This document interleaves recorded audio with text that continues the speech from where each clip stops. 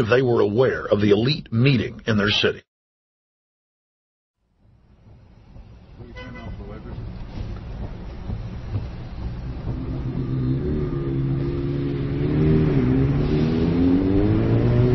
Hey guys, attention just for a second. I just need to tell you that a group just met here in Canada and they're trying to get rid of your sovereignty, merging you with the U.S. and Mexico. See, it's not funny, I'm serious. And your news isn't going to tell you about this.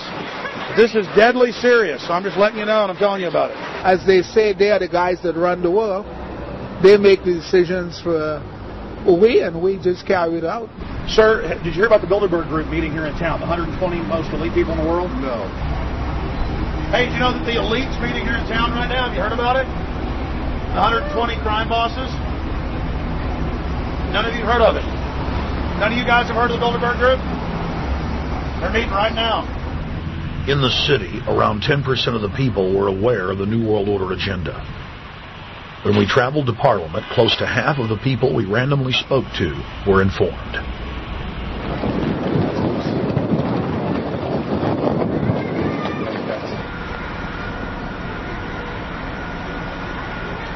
Ma'am, what did you say about the American Union? It's going to end up happening.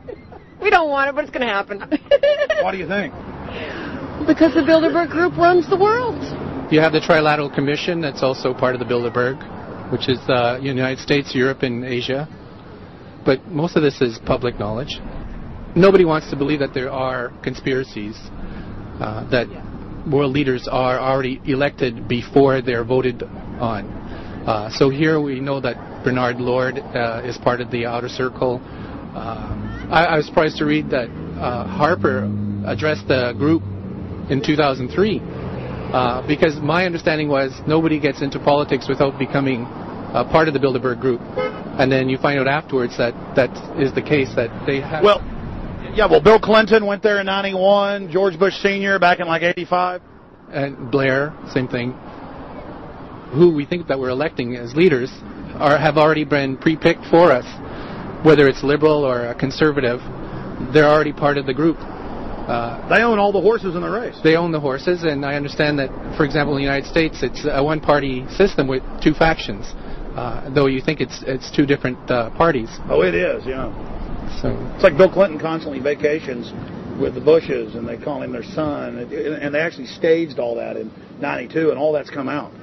It's just all staged. They're not going to let trillions of dollars slip through their hands. The good news is people are waking up, though. When you read human history, when you study it, all you see is elites trying to dominate, subterfuge, Machiavellian backstabbing, and somehow in the last 50 years they convinced Westerners that the government's fine, can do no wrong, trust them. How did this happen? It's easy to lead sheep. I mean, people just follow. They don't want to believe these things will happen. No way. We'll just follow along with the norm. That's all. It's just makes it easier for everyone. What's your view on losing Canada's sovereignty? I like this country to stay as it is, and I love the United States to be there. Back in Austin, the capital of Texas, the public was frighteningly unaware of the nation's peril.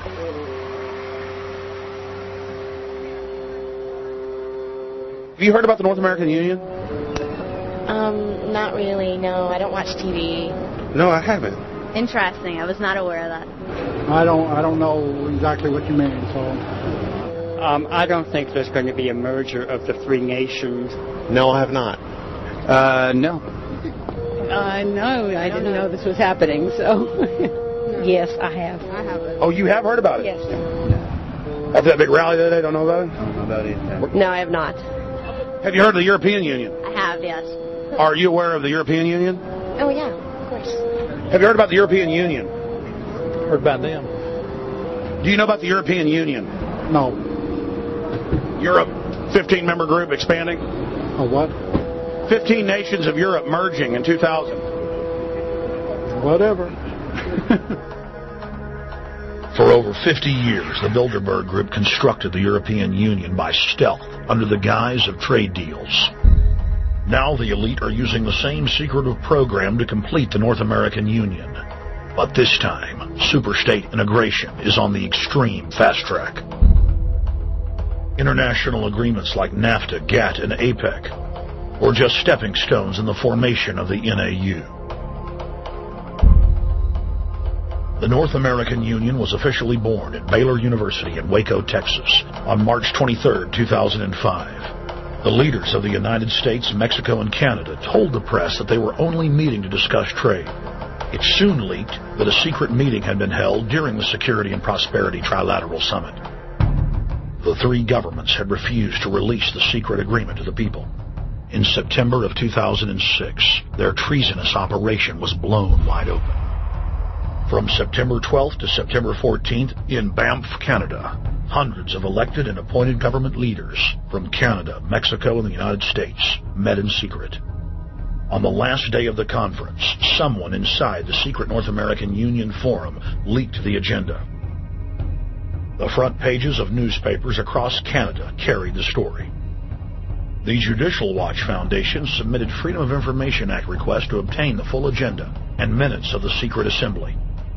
Many federal agencies refused, citing national security. The foundation finally succeeded and did receive thousands of pages of documents.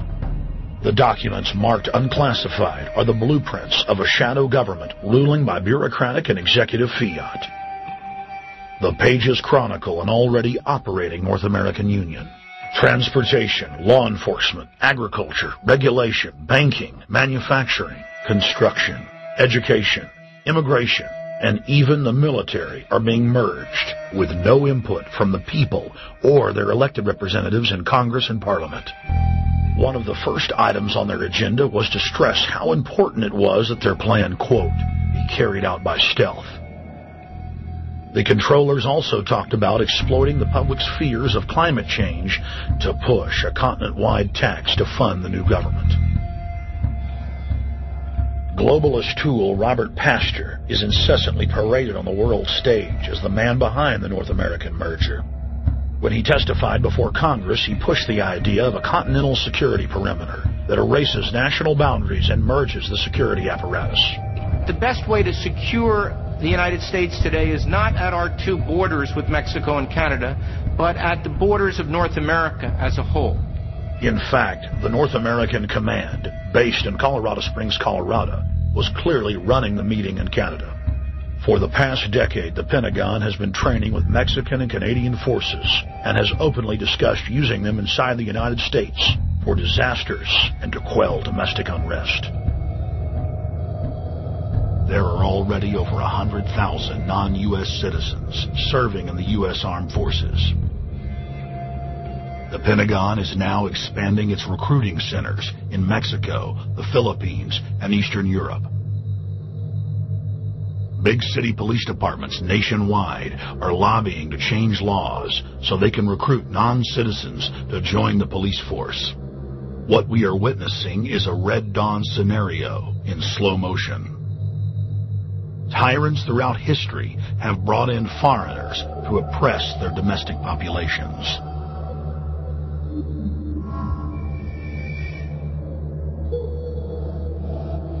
When their coup by stealth was exposed, the three governments went into damage control mode. The Security and Prosperity Partnership quickly staged the show summit that was held in Ottawa, Canada in February of 2007. It is the only way that we can achieve security and prosperity for our people is through this cooperation. We actually occupy one physical space, the North America. We've also had a chance as foreign ministers to talk about how we cooperate in the region and indeed in the world. Protesters who were upset about losing their countries and freedoms were not tolerated.